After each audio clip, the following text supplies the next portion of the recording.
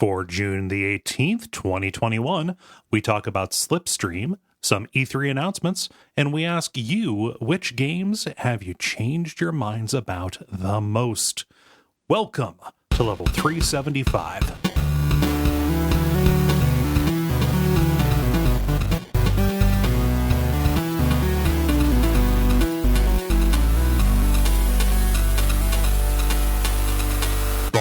My name is Cole Ross. I'm Dennis Furia. And I'm Ben Merkel.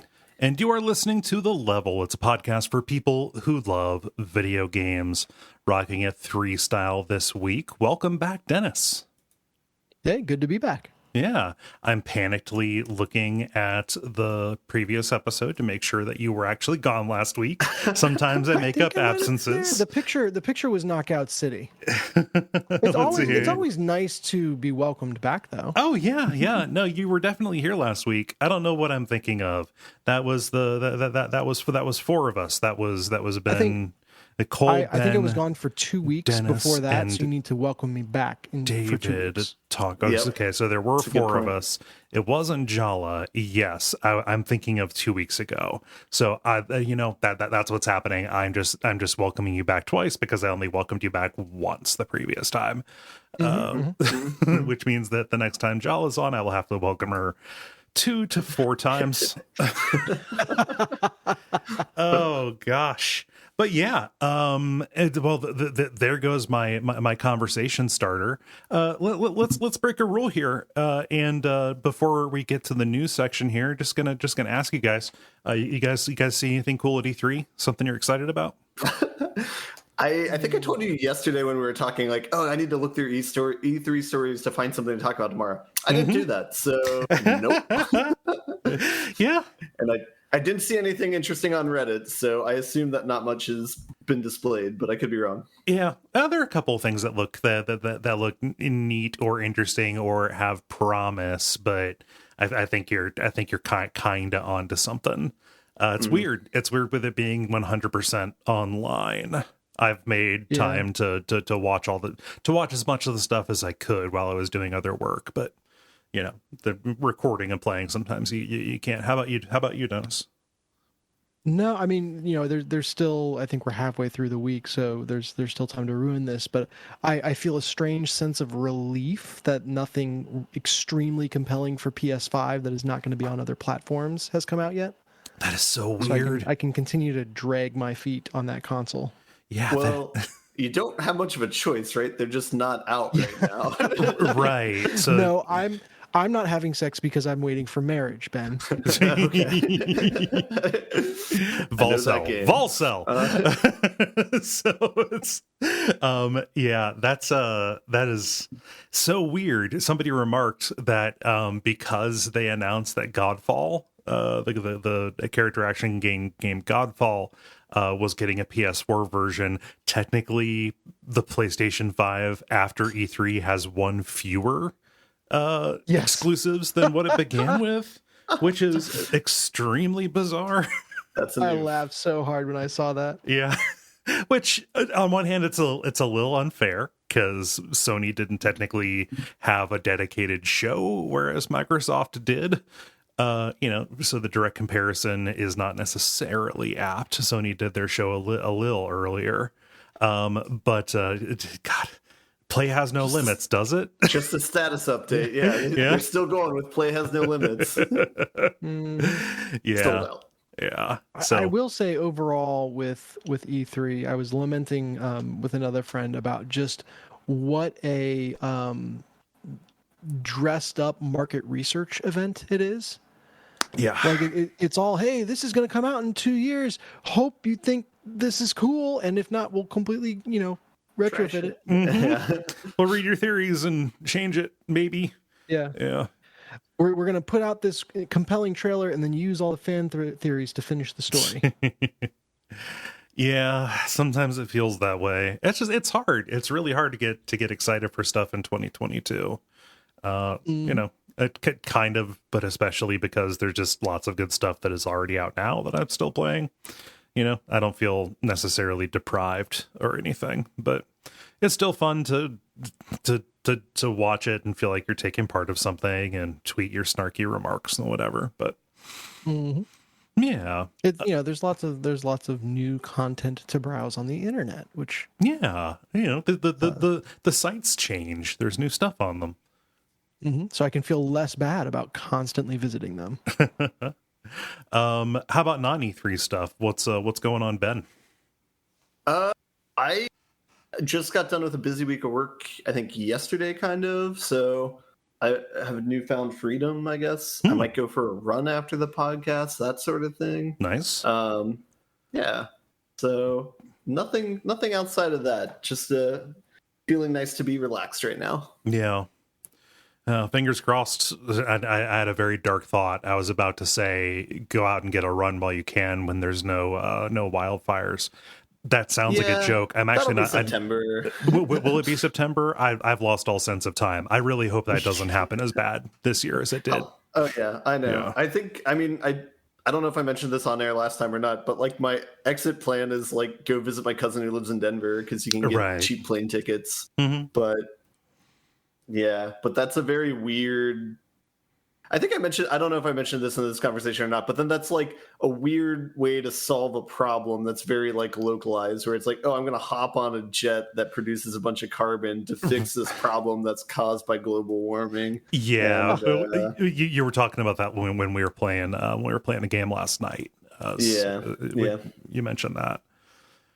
Which, oh well. But yeah, finished up a tough week of work. Well, that's good.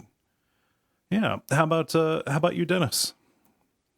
Always plenty of fun stuff going on in our household. Most recently, Barrett has started sitting up, which is fun. You just kind of plop him in a corner. He's in that unique stage where you can sit him somewhere and he does not leave that spot. Okay. Boy, that'll be a fun 3 months. Yeah. Not even 3 months. He'll start if he can start crawling. I forget the order that it happens. Does sitting up happen before crawling? Yeah, generally. Yeah. So he'll be figuring that out in no time. I'm sure. That'll be a good 3 weeks at most. Yeah.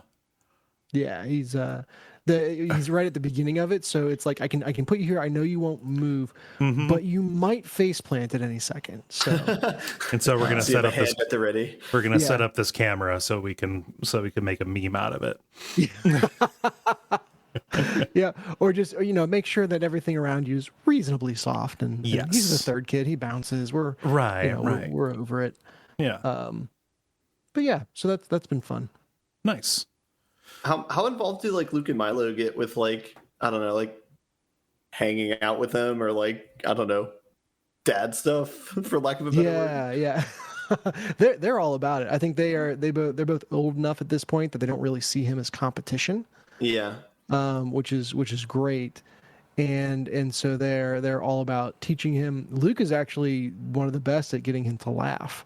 Oh, really? He's very proud of that. That's cool. He's also very proud that he has been spit up on the least. So Barrett pukes like a fountain. Do you guys have a leaderboard? What do you have? Yeah. Well, he works it into conversations. Like I don't know what's going on in his head, but when he's talking to some new person about Barrett, he's like, "Yeah, I'm a big brother. I love doing all that stuff, and I don't get puked on at all. I never get puked on." Congratulations, I guess. Yeah. Okay. I mean, the amount I get puked on, I can understand being happy that it doesn't happen to right. You wouldn't wish it on somebody, but you know, I wouldn't lead with it though. Are there any like defenses for this? Do you just have like hand towels on you at all time to like? Yeah, a ton of spit rags, and then you learn to hear the gurgle when it's low down. And I swear, it's like suddenly realizing you're holding a bomb. You like whip him to face outward or away from you or what have you. But for all our best efforts, we have a lot of hardwood in our house, and for all our best efforts, there are just spots that we miss getting all the puke up, and you'll be walking by the next day or a week later or God knows how long later and be like, "Oh, it looks like a bird pooped there. I should probably clean that up." No court would convict you. You have a baby. It's not, there's nothing you can do. Oh yeah, it's actually a great smoke screen for being messy. Oh, Like, Jen and I are both just not very clean people. We're very messy people. And we've made our peace with this, and like we have our coping mechanisms. But when you've got a baby in the house, it is carte blanche. Oh, yeah. Oh, total impunity. Mm-hmm. Yeah. Nice. Yeah. What about you? I don't have too much happening. I honestly just a whole bunch of work. which is fine. I'm excited. This will be the second to last episode I record here in the blanket room, because a couple Fridays from now I'm actually having the painters come and do this do the two new studios. I'm excited. So this is Studio 3.0 then? So I forked the source. So okay. it was one studio, and then I broke it out into work studio and also work, but it's streaming and VR and exercise. The exercise doesn't work. It's just I can ride the bike while I play PC games in the other room. Yeah. But I'm excited because the streaming room, it's going to be Abject Suffering Red, and then this one in here is going to be the Duckfeed brand color, that kind of indigo gray color. That is the standard one. Which is nice. Follow-up question. You said that this was the blanket room. Why is it called the blanket room? Well, the blanket room, it's called the blanket room because it doesn't make any sense for me to hang up any kind of soundproofing. My foam, my foam panels, because I would just waste some 3M command strips. And those are relatively costly. I didn't even mean to buzz market them, but they are good. So I have in front of me a blanket thumbtacked to the wall. It's a queen size blanket, so it takes up the entire wall, most of it anyway. It's a small room, and then behind me I have a bunch of beach towels tacked up. If you remember last week when I screamed, "Dottie, for the love of God, what are you doing?" It's because Dottie was climbing up the blanket wall in front of me. That's awesome. She's gotten less. She's not tried to climb that. It was just really funny because she got to the top and she obviously had no exit plan because it was very much just instinct that drove her up there. She saw a climbable surface and was like, "I'm going to go to." If the ceiling was on fire, she would have still climbed to the top of it. I've made a tiny horrible mistake. And a creature as tiny as her can only make tiny horrible mistakes. Yeah, so that's that's what's happening. Just the internal, the home improvement stuff can settle down, and I'm going to be able to finish up my spring cleaning, clean out some closets, just all of the boring stuff you get excited about. It never ends, right? There's not like a checklist where you finally check off the last item. It's just like an infinite queue of things to do, right? Right. It's a first in, first out kind of thing. Yeah. So a lot of my next improvements are going to be things that I do outside. Like I actually need to get my yard to be not mostly weeds, which is hard to do. I've got to put up a fence outside and all that. So that is easier to deal with because it doesn't involve losing access to a whole room, Mm-hmm. Yeah. So just that boring stuff. Yeah. So I think that we should talk about games, and I think we should do the regular kind of show that we have. What with the grind, the multiplayer, and the end boss. Any objections? Nope. You passed the test. Yep. I always hesitate. Yeah. So why don't we get started with the grind? The Grind, where we talk about the games we've been playing over the past period of time or so. Let's look on here. Dennis, I'm going to have you go first. Yeah, sure. I've been playing a lot more of the one game that did have immediate content as of all the E3 stuff, which is Trackmania. Okay. Ooh.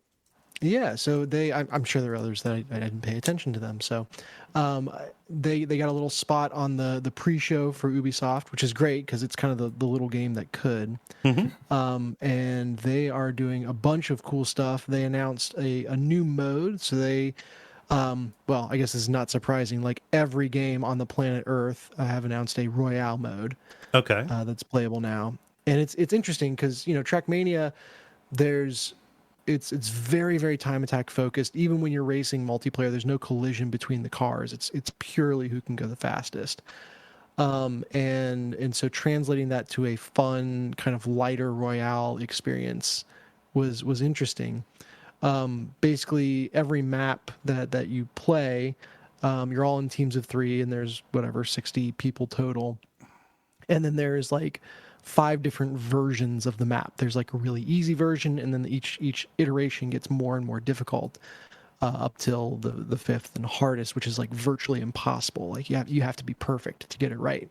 And you are kind of just racing to get through as many of those as you can in 2.5 minutes. Which is fun, and you feel like you accomplish something every time you cross a finish line. So you're going to get a couple little dopamine hits no matter what before you get to the harder stuff. And then if one of your teammates crosses the finish line before you, after a set amount of time, you can hit a button to join them on the next track, so you can kind of get carried through a track that you're having trouble with. And it's just the bottom 4 teams who have gone through the least checkpoints at the end of the 2.5 minutes are dropped. And then the team that captures the most after every round is the winner. Sounds like it sounds like it's structured like Fall Guys. It is Fall Gears. I was gonna say it does sound like a battle royale game, since you can have one person who's really, really good and hard carry the rest of the team. Yes. that has always been the case, even in their more traditional multiplayer stuff. So yeah, I mean, I dabbled with it. It was a lot of fun. The thing that made it extremely interesting right now, though, is all the tracks featured their 2 new surfaces. So a big part of Trackmania is creating tracks, and it's all pre-made tile sets that you're working with. That are there's like dirt surface or road surface or grass surface, etc. So they debuted plastic surface and water surface. Oh, okay. So like for hydroplaning? Really interesting. How does water surface work? How deep is this water? Apparently you can stack them to make it as deep as you want. But kind of the gimmick is that if you're going fast enough, you'll kind of skip along the top like a stone. Yeah, hydroplaning. That someone skips. And you can control while you're skipping and kind of change your trajectory, but then you're kind of bouncing along in the air and don't have a ton to do. And then if you go too slow, you'll kind of sink down into the water progressively, which might be what you want to do if the checkpoint is down there, or I don't know what part of the intrigue is, like what people are going to do with it. But they're underwater. Really, they're what? Can you do underwater racing? Yes, you can continue racing underwater. Okay. Yeah. And they're less intuitive than the other stuff. Like, a road block kind of feels like driving on a road, and a dirt block kind of feels like driving on dirt. It's like what does how do I visualize driving on plastic? Like what should I expect when I do that? And they're kind of further away. I've never driven my car skipping over water before. Unfortunately, it's on my bucket list. It's pretty scary. It sucks, not gonna lie. Yeah. A hydroplane, that does suck. Yeah. So adding water and plastic, so they're covering all the surfaces of the ocean. Yeah, right. I can't wait for that map. Maybe I'll have to make that. But yeah, so it's much more like, with the other stuff, I didn't really think about the trains. You just jump in and start racing on them, and you kind of get intuitively what it's going to be like. Mm-hmm. These ones take a lot more screwing around, and all of these Royale maps are kind of based on them. And so it is, very difficult surfaces with, towards the end, very difficult checkpoints. And everyone's just flailing all over the place, and it's a funny, good time. Nice. Which is great. Yeah. The third thing that they added, which I don't know what to think about yet, is they added animated like moving items. Okay. So it's a pretty competitive game, and previously everything was static, like nothing in the game but your car moved, and that the physics were incredibly deterministic and consistent, and so it was all about kind of optimizing your line and all that stuff. Now they've got all these kind of mini golf-esque windmills and turbines and spinning gates and stuff in the game, pistons. That's huge. Yeah. Yeah, it just feels like a violation of that kind of the competitive bent. So we'll see. There hasn't been uproar in the community or anything, but I'm kind of waiting. The next set of maps comes out in just over 2 weeks as of this recording. And I'm just waiting for everyone to freak out when they're all kind of these silly, got to hit the gate, right? Got to go through the windmill kind of maps that, like the first time someone crashes because they were too far ahead of their personal best, and they got to the windmill before it was open, people are going to rage. So that one seems like a head scratcher. I think someone on their strategy team said they needed to be more like Fall Guys, as you mentioned, and they kind of put in a bunch of stuff for it. My guess is that the track building community, outside of like just maps that are supposed to be fun and random, but like the competitive scene will probably largely ignore this stuff. Yeah, well, that's my prediction. We'll see what happens. Kind of seems like something that creators, if there's that polarized of a reaction, that's something that they would kind of like tag and say whether or not those pieces are present. Mm-hmm. Yes, and I expect that. Rocket League ran into a similar issue where they kind of had like wackier tracks that they would put side by side with the regular ones, but then like after enough time they kind of like separated them. So if like you play the game proper, you're playing on a very regulated like box course, and like all the wacky maps are in the casual mode.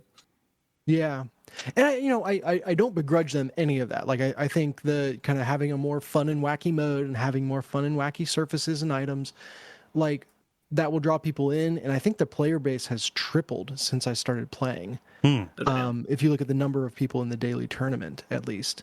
So that they're doing something right and making it feel that much more accessible for someone who's not been playing it for 15 years and knows every nuance of controls. I'm all for it. The one head scratcher is the animated stuff, the moving stuff. Yeah. So that is a large part of what I've been playing. I mentioned just over 2 weeks left on the current set of tracks, so I'm like grinding out to get the highest medal on all of them. That is a unique version of fun, we'll say. I find myself kind of just getting into a flow state with it. And it's like, oh, I've been driving this one track trying to perfect this corner for 40 minutes and just thinking about something completely else while I'm doing it. This is wonderful. Like, I love this. That's almost exactly like real driving. Eventually you just stop, realize you don't realize you're doing it. Way more crashing and resetting. Yes, hopefully anyway. And then I have also been playing Knockout City. Dodgeball.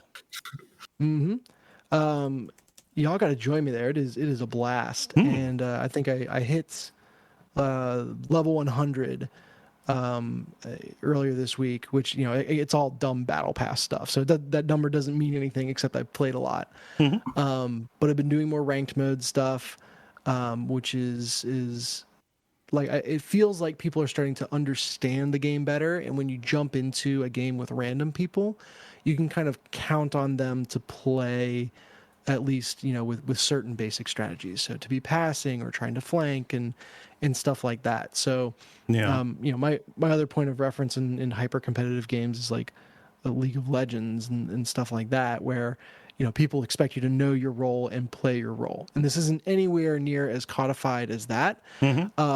But it is to the point where it's like, all right, I expect you to know to do this and not that in this situation. And generally people do. Do you see that heading in the direction of being more of being more codified? Do you think I think so. I don't think there will be specific team roles, but I think people will know, like, if I don't have a ball and XYZ is happening, I need to be doing ZYX. Yeah. Or I basically, the mantra that you see in all the Discord and stuff is like, you pass, you win. Just pass the ball around. That charges up your shot. It keep it moving. Confuses people. Pass and win.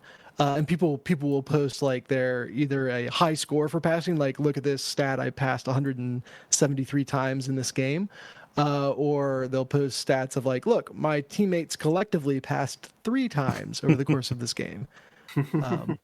So yeah, there's stuff like that that's kind of codifying. It still feels very accessible though. That's good. I do like that cooperation's like built into the gameplay, where it's like that's the winning strategy. Mm-hmm. Yes, absolutely. And it, I think I mentioned the last time I talked about it that because you can't just like have better mechanical skills and be the crazy twitch flick super sniper guy and kill everyone. You have to be a good teammate. Yeah. And that's cool to see reinforced in just the way that people play. Nice. I like how consistently in game design, like that's how they like have to force good behavior, is give you no option but to do the right thing. Yeah. Well, yep. Players are stubborn. They are, yeah. And there's, there are, you run into the player every now and again that thinks they're the hero. They spend a lot of time dead. Mm-hmm. And that's okay, because you probably won't see them in the game for very long.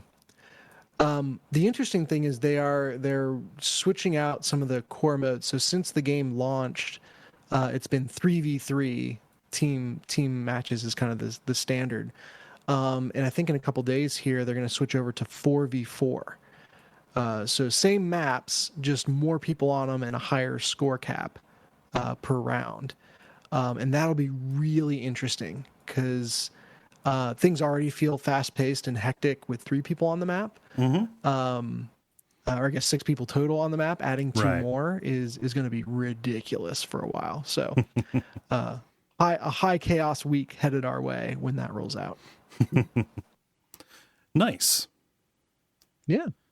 Dodge. So nothing super new, but I've been having a ton of fun with those games that I talked about, and that's been me. Cool. Ben, I will throw you. Oh, go ahead. I had a question though. Which is harder to dodge, baby puke or dodgeballs in this game? Oh man, I will say that Barrett has a way better pump fake than anyone in the game. So baby puke. Oh god, baby pump fake. Yeah, I'll do mine, and that'll segue into yours, Cole. Yeah. I played Slipways a little bit this week. It's still good. I'm starting to do the campaign. I finished the first one and got to the second one.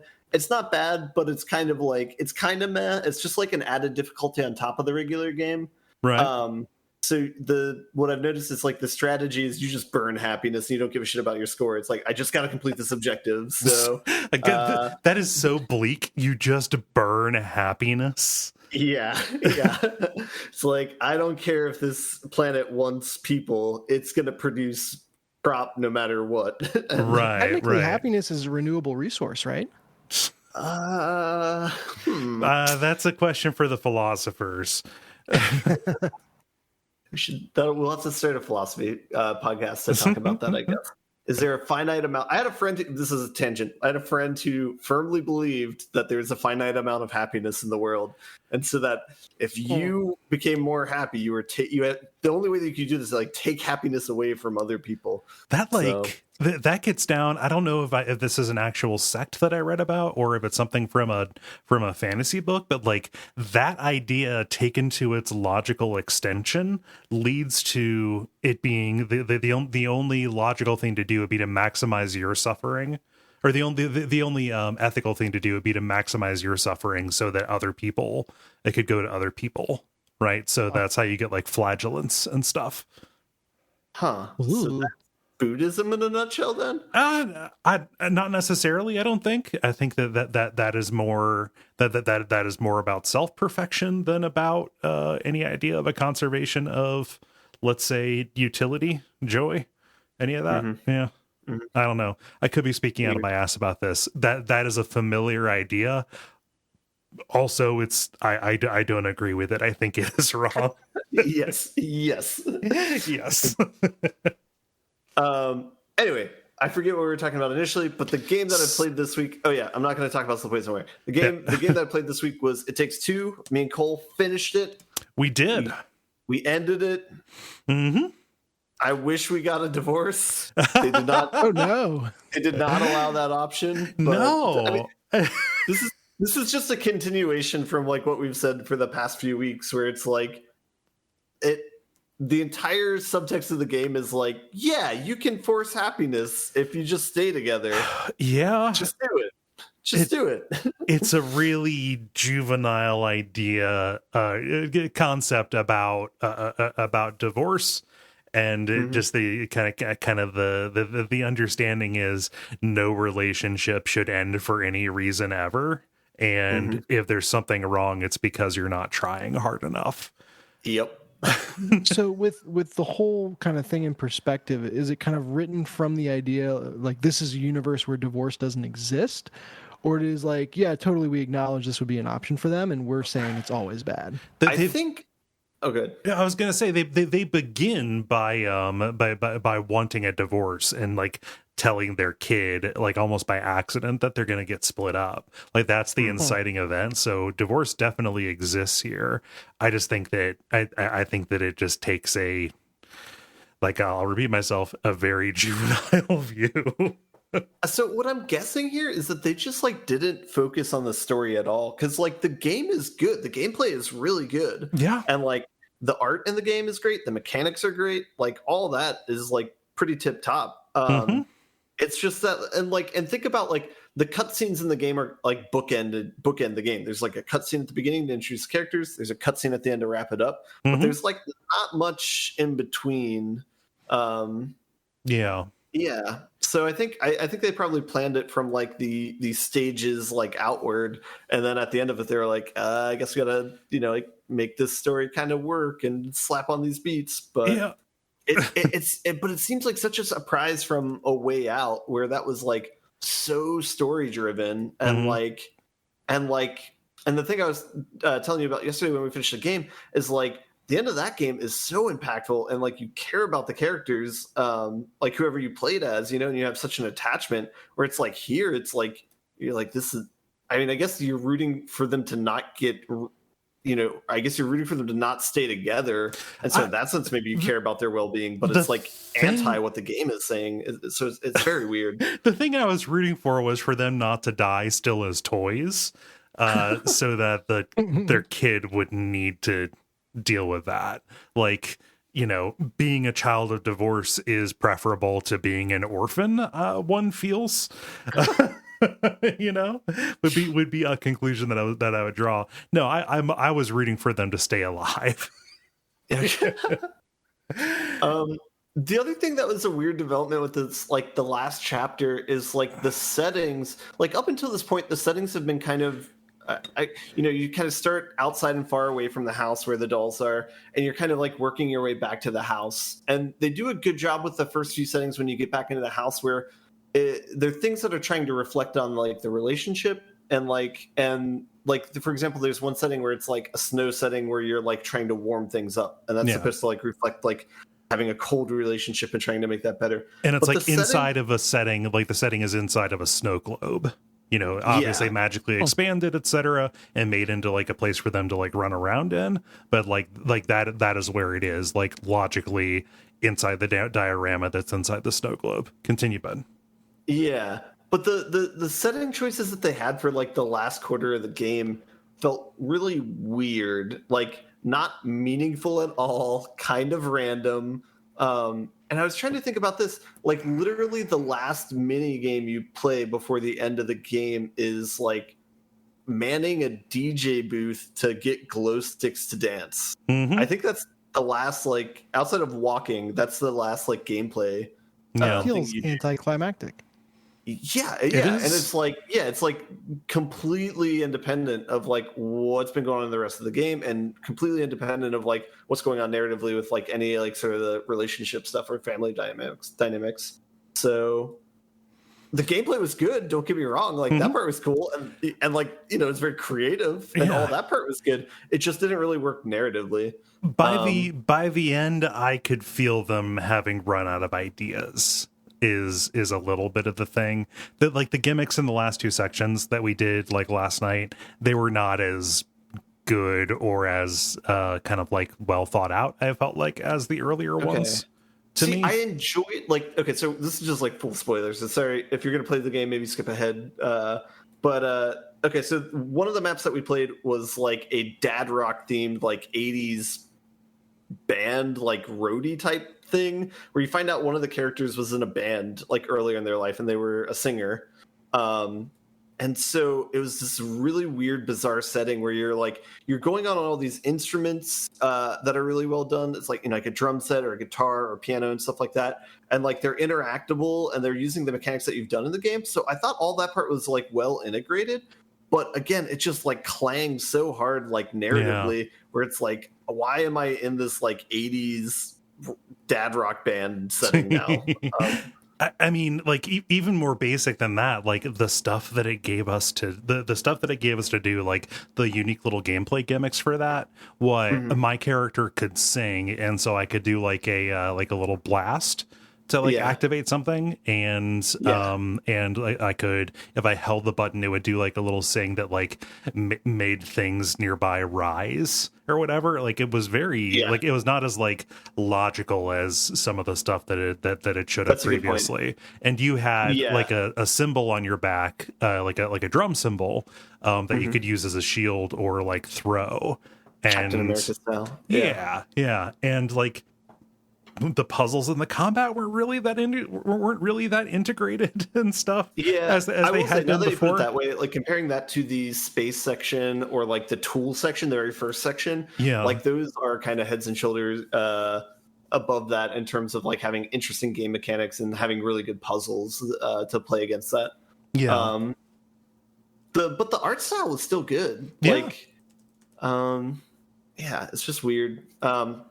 But yeah, it again, like it clangs so hard narratively. Like you never really find out like how the wife sings too, or it's like kind of like an aria type singing, but that doesn't match the setting at all. It's hilarious because like you feel the idea is that she's being forced to sing because the last two chapters are about the two of them pursuing some kind of independent passion, just something that they had to give up because they started, because they entered this frankly toxic relationship.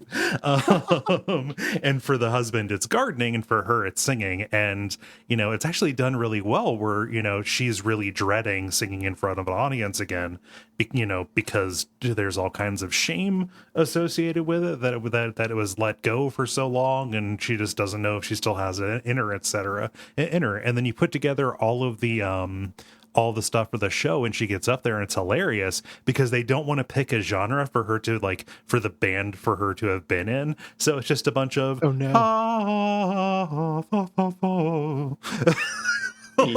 imagining like the scene from Step Brothers. Kinda. it's just like non-distinct vocalization, and it's rough stuff to me. The game was just like all over the place, I think, like story wise, and like some of the beats are really good. The elephant beat, totally on board. Thought that was well executed, but like, they just need. I don't know if they changed writers between A Way Out and this one, but it definitely feels that way because it's like completely different focuses or completely different levels of focus on the narrative throughout the game. I mean, and you stated something earlier. This one is so much more play forward than A Way Out, which is something like it's a choice to make. I'm generally down with that side of it. I like the variety and creativity that it has, while also still believing that they could have cut about a third of the game and it would have been a lot better. But I say that about everything, so, take that with a grain of salt. Yeah, like as it stands, I think it's a 12-hour game or so. I think that's pretty on the nose. And it didn't need to be that long, but I could understand the pressure on their side where it's like, all right, it needs to be, X hours for it to work. It's published by EA. It's hitting a price point, and there's all kinds of pressure. That makes sense. Yeah. So again, I can't say enough how much like the mechanics and like the art style of like all the levels is like really tip top. It's like beautiful. Like I'm trying to think of a comparison. Yeah, it's like similar. I would like, this is a high bar. I would say it's similar to Naughty Dog in terms of like the level of detail they pay attention to in each of the environments. And there's like so much to explore that they don't force you to do, you know, like you might just a critical path, you just go forward and go through a door, but you could stop and like look around and you could find a interrobang red button that doesn't really seem to do anything for some reason, but it's there. So, you know, the mini games are fun. I got to get destroyed by you at chess. You let it time out, but it was bad, man. Nah, I played chess with a coworker today, and I got destroyed too. So I know how it feels. I just have I've never been good at chess. My brain just doesn't work like that. And they had a weird swing game where you go farther if you let go at the bottom of the arc and just go directly forward instead of like going at an angle upwards. It's really awkward. It's really weird. It looks like you're doing a long jump, right? So you want to so you would want to let go at 45 degrees when your upward and forward velocity are matched. So you can go, but it's more of like a long jump and slide. So all that matters is your forward momentum. Really bizarre. Yeah, but fun. So So final verdict with everything in view: is this a game you should play with your spouse? Yeah. Absolutely. As the game creator says, it can save people's relationships. Oh, God. For fuck's sake, man. No, it can't do that. But it's fun to play. Yeah, like I would play this. You know, I'm happy that I got to use it as a time to spend. You know, as a way to spend time with a friend. You know, I would definitely say like play this thing, especially because it's, you know, it has that friend pass thing where only one person needs to own it. I would definitely like make this a recommendation. Price, whatever, but I can see this being added to the Xbox Game Pass, EA Play thing. Yeah, did their other game show up there? Yes, yeah, it did. Okay. Yeah. Yep. Yeah, that makes it a virtual certainty. Mm-hmm. Yeah, and I can, it'll probably be a little bit because they want everybody who's going to buy it. But like, do I think this is worth somebody's time? Yeah, absolutely. Yeah, and like I will 100% play like their next game. You know what I mean? Like even though there's like complaints about the narrative, it was still an enjoyable experience overall. Yeah. Which I guess that even says even more about how good the game mechanics are. Where it's like, yeah, this part's fun. Who cares about this weird narrative story that's going on right now? Mm-hmm. Yeah. Yep. No, so okay, and then final like a question I have: how do you rank then the three games that they have between It Takes Two, A Way Out, and Brothers? I would say Brothers, It Takes Two, and then A Way Out. From bottom to top or top to bottom? Top to bottom. So Brothers at the top. Okay. And then It Takes Two in the middle. A Way Out. It's just a matter of liking the play a little bit more. Yeah. And you just kind of, I think that It Takes Two and Brothers are more unique, even with than A Way Out, which is kind of the David Cage interactive movie style thing, even with the multiplayer stuff. That said, I don't dislike any of them. It's just I think that I'm prizing mechanical stuff and I guess variety more than anything. Yeah, I think I'm A Way Out, Brothers, then It Takes Two. Right. That's my ranking. Yeah. No, they're all interesting at the very least. Yeah. Yeah. Very unique catalog. And again, like kudos to the friend pass. Mm-hmm. Great way to do it. Even if you think this game's too expensive, just split it with a friend and play it that way. There's also the reality that nobody else is doing exactly this too. Yeah. So like that feels I'm not intending to damn them with faint praise, but that does count. That does count for something if you have somebody that you play games with, either locally or you want to hang out with somebody over Discord. Like, other stuff is not going to be like this. Yeah. Yeah.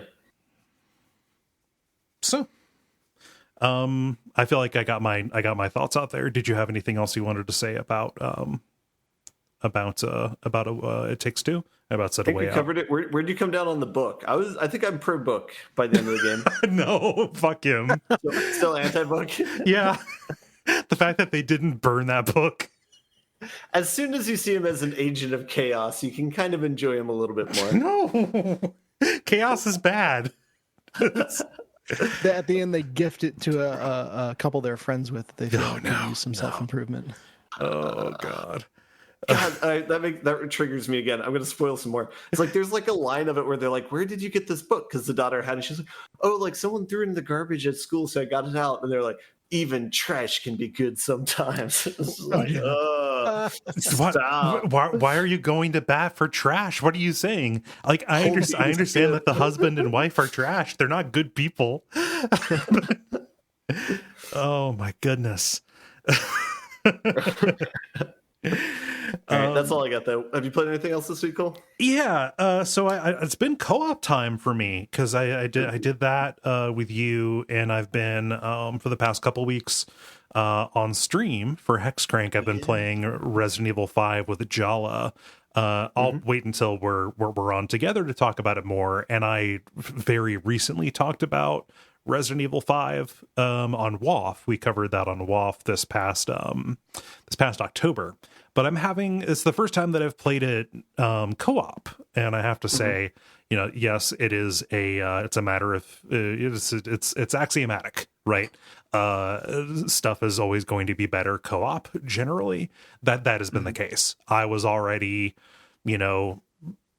just I was fair to middling on RE5. I don't think it's the absolute pits, but also it is probably at the bottom of the Resident Evil series for me. It has been fun playing it with Jala and also streaming it and clowning on the story. Yeah. It is like tough to have a follow-up to RE4, right? Like no matter what, it was not going to be as good. So right. And also, thinking about it again in context, not to damn it by faint praise, but nothing else was really doing that exact kind of co-op at that point. Maybe Gears of War, although that was more dedicated, towards competitive stuff. I don't know when Army of Two came out, stuff like that. So it was at the very least, something special. And getting to play it like that for the first time is neat. Yeah. I got to see part of the stream. I think I saw the boss battle, the one like black gooey thing. Oh yeah, the one we couldn't kill. You're gonna have to narrow it down. Yeah, I know I confused everybody with every anime ever, but yeah, no, the Ouroboros zombie that we had trouble killing because the signaling is really bad about when you're doing damage to it. Game than you guys, I think, but yeah. It was just impossible to tell if you were doing any kind of damage to it. Right. But I like Jala's approach, which is just flame through it forever, and then it'll eventually die. Yep. Eventually, yeah. Yep. Oh my gosh. The other thing that I've been playing is related to a news story that I have for later, but I pulled out Rocksmith 2014 again, just because it had been a little while since I'd really done any guitar playing. And boy, building your calluses back up is painful. Everything is pain right now on the tips of my left fingers. And it's funny that even though it has been a long time since I dedicated any time to practice, how much some of it does still come back to you. Old songs that I knew I can still kind of play. So that's fun. Yeah. That's nice. What are your go-to guitar songs to play? Oh my gosh. Queen's Ascendant? Yeah, there's some of that, although a lot of it's is too difficult. I'm I do a decent My God is the Sun. Some parts of I Appear Missing I can do, but like Nice. weirdly the verse on that is way more difficult for me than any of the solos. Yeah, but like a bunch of easier stuff. So like Tom Petty's oh gosh, Last Dance with Mary Jane, Arctic Monkeys, Are You Mine? Yeah, it's tough. I would need to like actually go in and look at my list of like mastery or whatever. But yeah, I tend to play music that I like listening to. So yeah. Nice. How do you feel about the announcement that the game is coming back as a subscription service game? That's my story. Don't answer that. Yeah, that's my new story. Tune in to find out. Yeah. Yeah. So that's been fun. Yeah, and that's Nice. all that's all I got. Multiplayer. Now it is time for the multiplayer, where we ask you a question and then you answer it. Dennis, what did you ask the nice people? Yeah, I wanted to hear how open they were to changing their mind, and asked what is the most your opinion has changed on a game, either over the course of a playthrough or upon returning to it. And this is specifically for better or for worse, so it can go in either direction. Yeah, something appreciating in value over time or depreciating in value over time. Can I ask you a question? Why do you have an image of Super Metroid here? Are you trying to be provocative? Because you change your mind. And what? Too cerebral? What? Oh, because shooting Mother Brain. Okay, there we go. Yeah. Yeah, mother brain. Gotcha. Okay. Sorry, took me. That one was just for me. That was a way Homer. I thought you were being provocative there. Like, okay, you come and you bring in some heat against Super Metroid. No, I should have thought of that before I picked the image. I have not played the game, so I absolve myself of any commentary there. It's just a mind that changes. Yeah. Greg writes saying, so I know in the past multiplayers I've mentioned 2 games I went from I'm going to hate this to I love this, with Kingdom Hearts and Metal Gear Solid. For this one, I'll go the other way around. Elder Scrolls Daggerfall. I've always been as much of a PC gamer as well as a console gamer, and Daggerfall was heavily hyped in the magazines of the day, as well as word of mouth. It took self-control in my spending to save the money to buy it. It came out in '96 when I was in college. Playing it though, I was crushed. It was a buggy mess, almost playable on my current system, and a lot of it was just a chore to play. The little fun that I had when I started was crushed after I lost my save files for the second time. Later patches helped, but not a ton. Worst game buy of my life. I almost passed on Morrowind due to the bad taste in my mouth, but after my roommate played it, I was convinced to go get it. Here was the game Daggerfall had promised to be. So I've been a big Elder Scrolls fan ever since. So that's a 180 on the on a series as opposed to an individual game itself. My answer will be in this format as well. Yes. Yeah, and I can definitely see that. It would be, I don't know, Morrowind is just such a different beast, you know, even in like design intent compared to Daggerfall.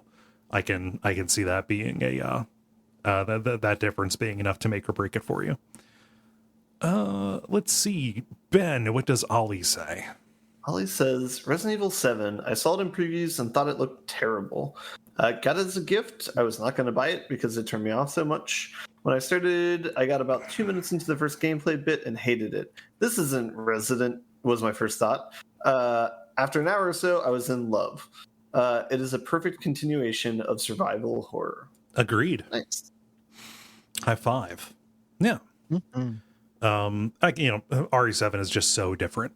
I honestly felt a little bit of that way when I saw RE4 for the first time.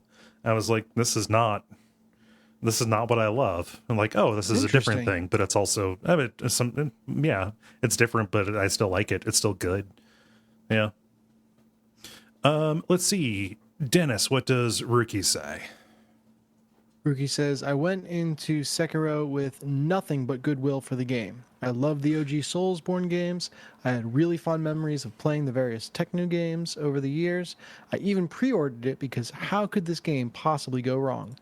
I love the stealth portions of Sekiro and pushed myself through the way overtuned, not really fun boss fights. There were some rough patches, but the game still had its from Halo, from the developer. Mm-hmm. Then I made it to the Al Prime boss fight and got stuck there for nearly a month. Oh, that hurts to read. I'm talking 80 plus attempts of whittling down the boss for 5 minutes, followed by one mistake getting me killed, then farming up more supplies to try again, and later just save scumming. Eventually, I killed the boss, but I didn't feel any exhilaration from overcoming the challenge or even any relief. I still had Demon of Hatred and Sword Saint Ishin to go. Instead, I had an epiphany. I fucking hated this game. I turned it off, deleted my save, and have never turned it back on. Hell, I'm not even going to pick up Elden Ring until I get a few reviews from trusted reviewers. Wink, wink, nudge, nudge. Yeah, we'll do our best. And I can see... I don't know, you guys might play it, you might not. Yeah. And I can see this...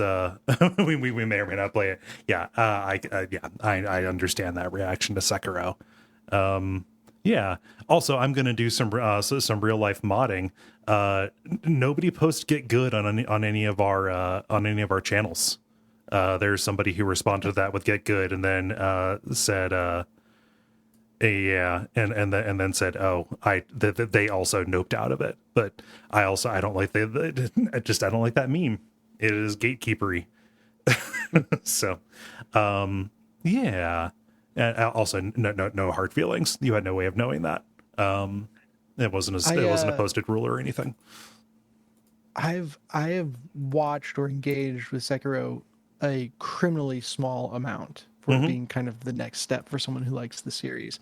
My only experience was, I think it might have been during a duck stream of one kind or another, watching someone stream it and die on literally the same staircase. Yep. For probably 30 minutes. And I was just like, I don't understand. Like, it's a lot. It's too much for me a lot of the time. You just got to stick with it, guys. Yeah. There's light at the end of that tunnel. That's the case in others. I've never played this game, by the way. This is just what people say about these games. Yep. Yeah. Oh, my goodness. Callum writes, Jak and Daxter 2. When this came out, I remember loving it. I thought the GTA-style editions were cool and the gun combat was fun. Sometime last year, I got gifted the HD re-release. I forced myself through maybe 20 minutes of gameplay before deleting it. It handles like crap. Both the diving and the combat, I assume they mean driving and the combat, have aged incredibly poorly.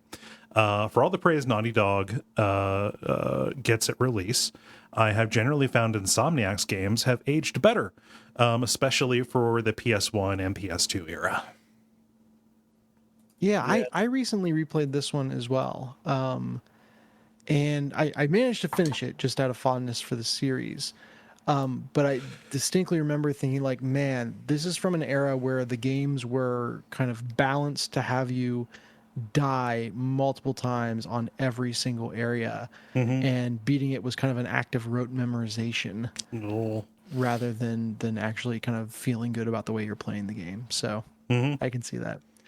Jak 3, if you got the HD collection, Jak 3 irons a lot of that out. It's way better on that front, but certainly wouldn't begrudge you not going on to Jak 3. Yeah. It's nice to see a criticism of Jak and Daxter 2 that is not just about the change in tone. Yeah. Very fair. Yeah. Let's see. Ben, what does Christopher say? Christopher says, The Witness. Oh my god, The Witness. I have never enjoyed and absolutely hated a game as much as this one. Don't really need to cover it here since the WAF episode did it for me. BT Dubs, did you do a WAF episode on The Witness? We did. We don't have nice things to say generally. Yeah, no. I know. That's why I didn't really make a. I know that you really like the game, and I understand that is a genuine love on your part for what's happening there. And I like the parts of it that are good are incredibly good. It's the challenge stuff and it's the philosophy stuff that doesn't work. For it. I'm not putting you on trial or anything, dude. Don't worry about it. I felt bad. If you're putting him on trial, can I be called as the witness? No, the witness is the subject. Wait, the witness. Yeah, I should finish what he says. No, I love the game, but I'm perfectly okay with people hating that game. Yeah. But probably what I'm gonna do on this post though is I do have like a 6-hour video of playing it with a friend where we like do a commentary on the game and like what we really love about it. Oh, nice. So I might annoy people with that as a way to try and get people to like it. But no, go for it. Yeah, good. Continuing with the message, but also that time challenge in the mountain spoiler. I have had a speeding up in the Hall of the Mountain King stuck in my head for like a month now, and it won't leave. If somebody asked me if I like the game, my honest answer would be, I don't know. I mean, you can like the stuff that leads up to the challenge without, man, even like editing that episode because there is so little music in the Hall of the Mountain King is already a stressful composition to listen to. So like just listening to that like made my heart rate rise a little bit. It is very much an optional part of the game, probably. Not to get into witness talk, so I'll only make one point and try and back out of this. But there are a few points in the game where it's somewhat ableist. Like there's a few puzzles that rely on you being able to like differentiate color, and that part of the game is specifically made for people who play a lot of computer games and might be competitive about it. And because I played through this game with one person who did not typically play video games, and so it felt like a very weird about face for the entire game to be not. It's kind of like in The Walking Dead where there's like random sections where you need to shoot zombies. And it's like, whoa, I have not had to do this anywhere else in the game. Why am I doing this now? It's kind of like that. What that game is best at doing is teaching you to play it. Like that stuff is stellar. You know, the way that it teaches you the mechanics. When it gets difficult, hate fucky, like it is good at teaching, but I don't think that it is great at testing. And I think that the challenge is a very particularly strong expression of that. It can be very it can put up walls, I guess. While also, I mean, the spoiler aspect of that, the other kind of puzzle that you do, just chef kiss. But can you say where in the game you found that? I really in the desert, and the designs on the same. Yeah. Okay, cool. All right. Yeah. Let's see here. Dennis, what does Joel say? Joel says Alien Isolation. The first few hours of that game were fantastic, except that BS room in Chapter 2. By Chapter 6, I went from loving it to, well, this is okay. By the end of the game, I was so annoyed and glad it was over. Now, whenever someone in Slack says they want to play it, I tell them to play till Chapter 6 and then just watch the highlights on YouTube. Yeah. Alien Isolation is a very... It is a test. And it is possibly the best example of, I don't know, a game that needs editing very, very badly. And I say that, and people love that game, and I understand why they love it. But, you know, it had all the pieces of a great game. But then it's like, all right, I got to manually turn this down to easy so I can play the game. Yes. Yeah.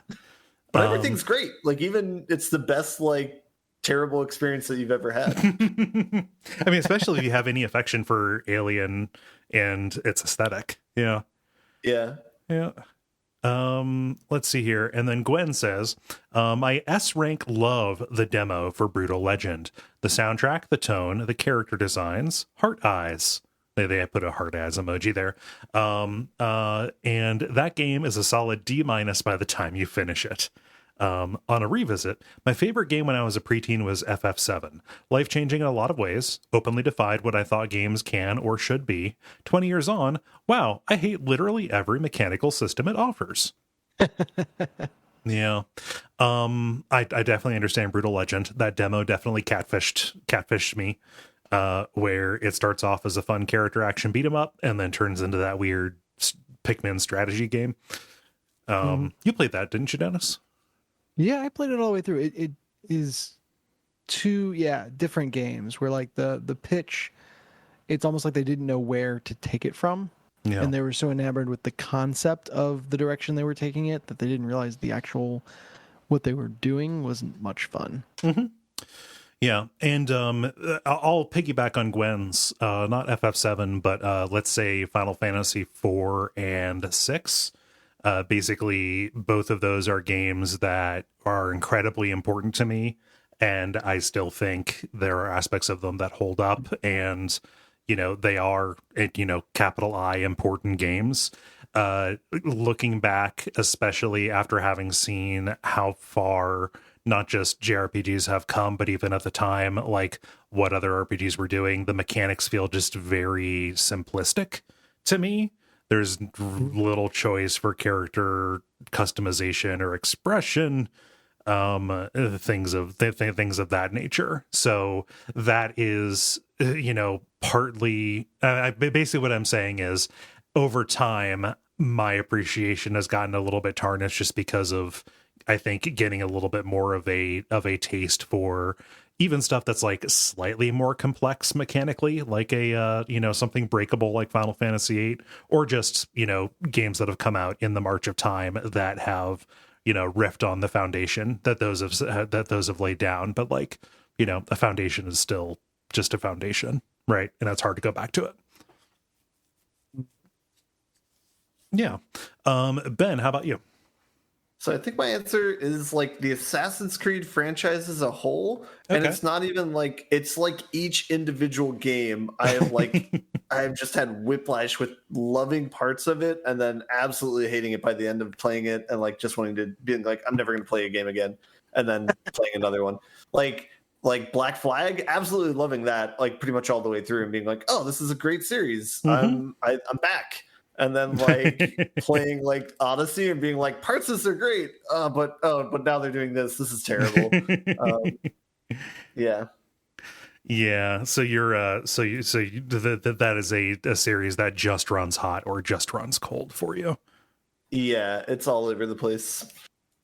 Yeah, much like the narrative in It Takes Two. Yeah, all over the place. Why not? Mm-hmm. Oh man, and Dennis, how about you? Yeah, for me, I'm going to have to say Valheim. Okay. Ooh. Where I think, starting it and starting from the beginning on a server playing with friends, my eyes were just wide. I was like, oh, this is so cool and so amazing. And you heard me gushing about my experiences on the show. But the longer I spent in the world, the longer I was just pissed off that I would die in stupid ways. And the amount of time tax that you had for stuff like that, and the upgrading and stuff like that, not feeling like it really led to anything meaningful. And I think then the group that I played Valheim with, a good portion of them came over to Knockout City, and it's like, oh, I was just enjoying having a regular multiplayer group. That's what I was enjoying. Yep. And having that without all the BS of like, oh, the next half hour we're all going to be running back to my corpse. Is classic MMO experience. Yeah. Without an actual MMO to back it up. Right. Yeah. Was that the inspiration for the question? Was you just trying and failing to get back into Valheim? Partially, yeah. Yeah. Okay. Cool. But it's you're playing against like computer though, right? Like you don't run into the issue in Valheim where you're playing against other people. Is that correct? Or yes, I mean you're obviously on a server with people, but I don't think you can play versus them. It's not like Rust where you get ganked. Yeah.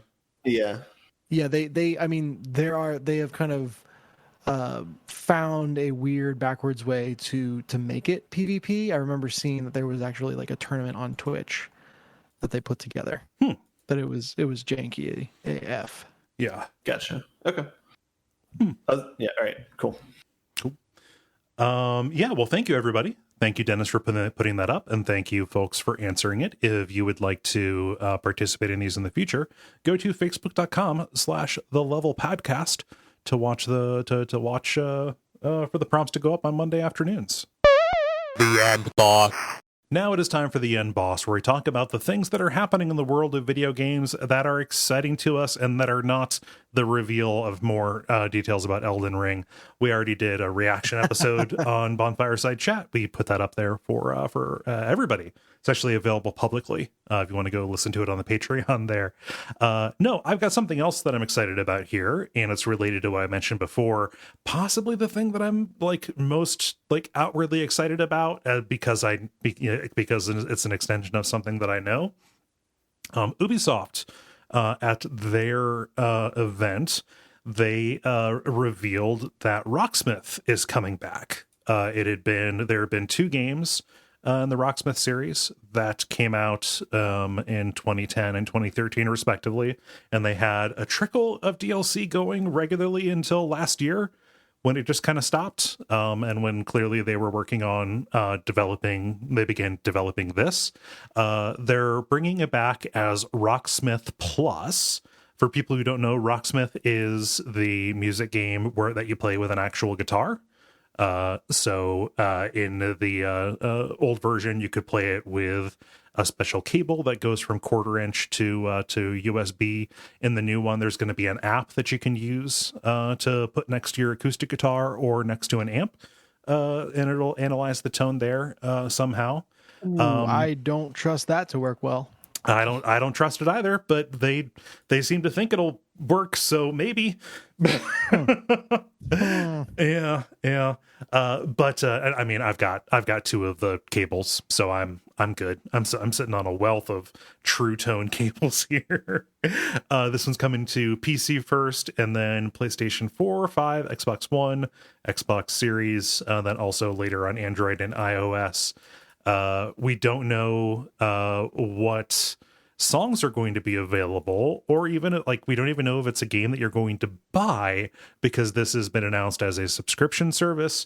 Some people are bummed out about this, but I kind of know that I'll be comfortable just paying for a year of it, or doing it month to month. Okay, this is a month where I'm going to be doing some intensive practicing, and if I stop, I'm going to stop. Not needing to worry about buying individual DLC and just having all of the library available to me is worth it to me also, just because there's a lot. So it's going to be $14.99 per month or $99 per year. And it is going to continue being the game that emphasizes teaching you how to play real guitar. Something that I'm kind of excited about is they are introducing tablature reading into this, like tab view. Ooh. So previously it had just nice. been the note highway. Here, there's a split screen that shows you the note highway and also the tablature, which is good, because that is a more kind of a universal. You can use that to actually go play songs that are not on the service. You can just pull up Ultimate Guitar or whatever. Which is cool. I'm real excited. I signed up for the beta. We'll see if I get in, but they say it's coming to PC this summer. Okay. Yeah.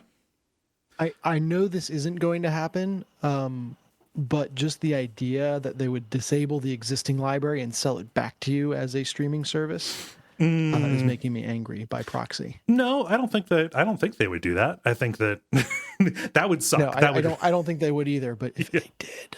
Yeah. I think that I can't see any reason why, because people have even cracked it. I've done custom DLC on that as well. People have cracked the old version too. I don't know what this new service is going to do to the custom DLC environment. We'll see, but I don't know. For me, I think it'll be, expansive enough for my purposes, let's say. Sure. Yeah. Rocksmith. It's fun. Learning to play music is fun. It's good. And between having and Lumi, Have we peaked in game development? Because now it's like games are coming out for the PS4. Now they're making a new Rocksmith, or we just going backwards now. Fine by me. Just let it just freeze everything at the ideal time. No more. Nothing moves. Get off my lawnville. There's something else that was revealed at the Ubisoft event as well. Dennis, what's happening with them rascally Rabbids? Yeah. In general, I feel like Ubisoft kind of ran the hottest for what I've seen so far. That with the caveat, I haven't really browsed through the Nintendo stuff yet. But in partnership with Nintendo, Ubisoft is putting out a sequel to Mario X Rabbids Kingdom Battle, which is a delightful turn-based strategy game, and deserves to get more levels to it, and will definitely cause me to rage. But I will play it and be happy that I'm playing it. So they showed a little bit of gameplay, in a reveal trailer, new weapons coming, new moves, everything that you'd expect in a sequel. And some random, there's a bad guy who does bad things that you got to stop. And that's about all the story you need, right? Yeah, just about. Save a princess. Don't be selfish. Save a princess. Come princess? On. Rabbid princess or regular princess? Actually, they're both in the reveal trailer as kind of there and fine. So I should check myself. It will be Save a Princess Simple. It might not literally be Save a Princess. Yeah. I picked up on a sale Mario and Rabbids. It was like $14. It's 10 now. Like, buy it, because enough people that I trust, including you, Dennis, have said that this is good. I'm almost ready to get over the presence of Rabbids to give this a shot. So play it with a 6-year-old. Changes the entire experience. That is who it is for. 6-year-old love them Rabbids. That is who the Rabbids are for. Anyway, I don't understand how any game with Rabbids could expect a 6-year-old to beat some of these levels, though. Oh my god. And you're not a slouch when it comes to XCOM stuff either. Yeah. No, I mean, XCOM is maybe I have learned XCOM's particular brand of unfairness. Right. And so I was about to say XCOM is fair. No, XCOM is unfair. It's just unfair in a predictable way. Yeah. And in a way I have learned to kind of work around, and that's the fun of it. I have not yet learned how to work around Mario X Rabbids unfairness. There's a lot of kind of space counting that I'll get wrong. Yeah. Or things I think I should be able to do or whatever. But that's it's a different game. There are different systems, and I shouldn't get as angry as I do that the systems confuse me sometimes. Yeah, can compare them directly, hold one against the other. Yeah, I think there's probably been more rage quits per session, and this is between me and Jen. More rage quits per session on Mario X Rabbids than any other game in the Furia household. Oh gosh, yeah, this is coming out pretty soon too, isn't it? Yeah, so I better update my blood pressure medication. Oh, it's 2022, so you have at least past the holidays. You'll be on a new deductible then. So, so, and Ben, what's happening? What was revealed? For God's sake, Dottie,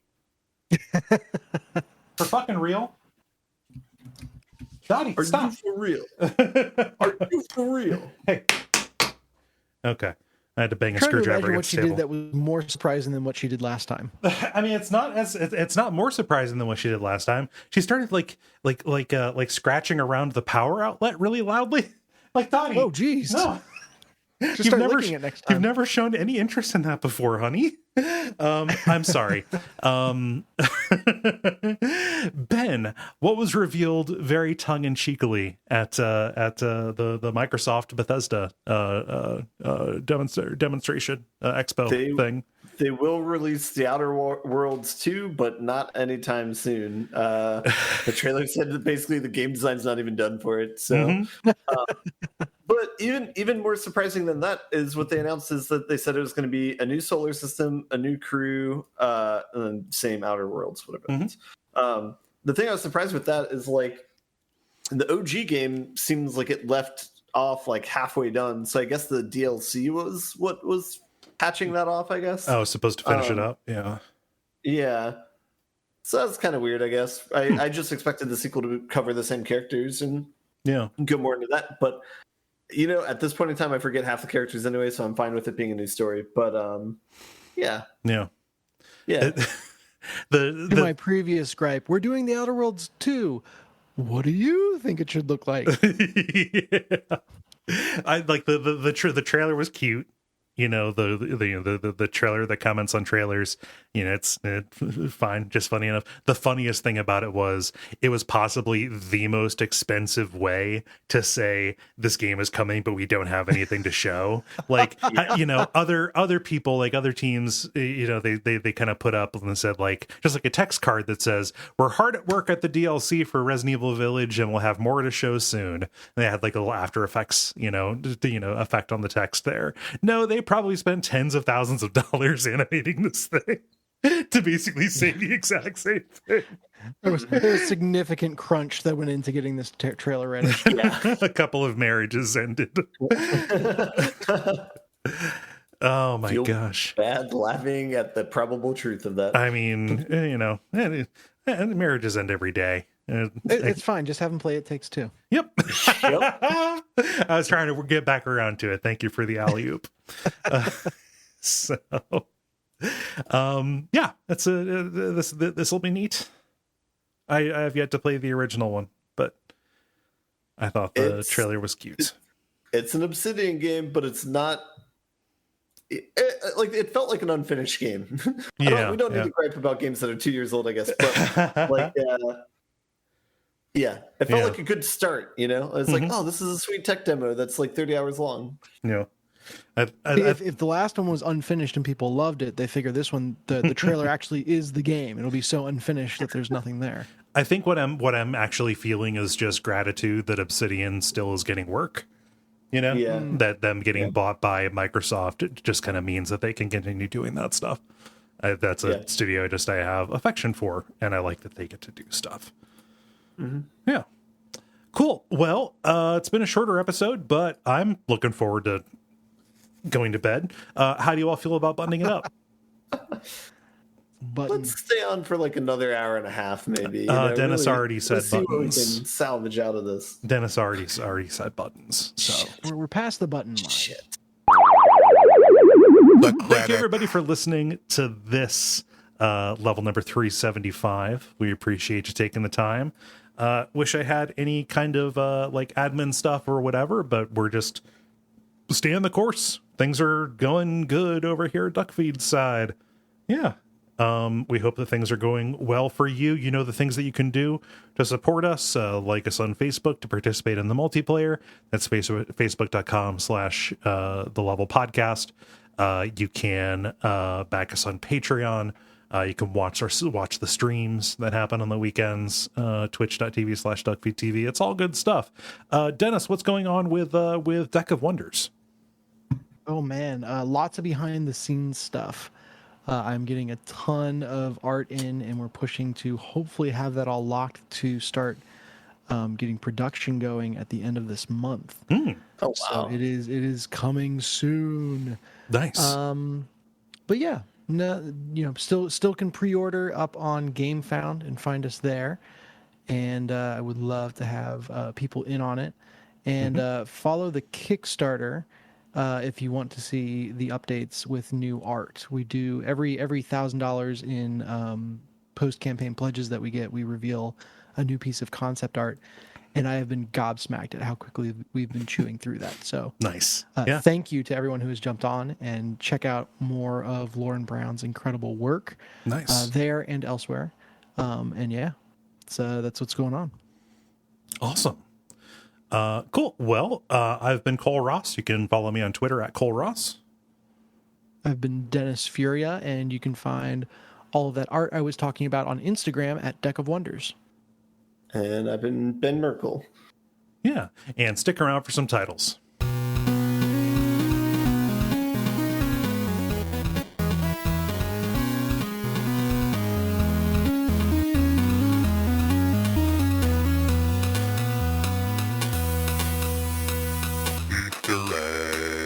All right, I have some title, like you say, some pig. I have one, and it's a joke that Ben made that honestly it took me too long to get, and I didn't want to laugh at it because I would have revealed how slow I am. But it was a good joke, and I want to make sure it gets immortalized.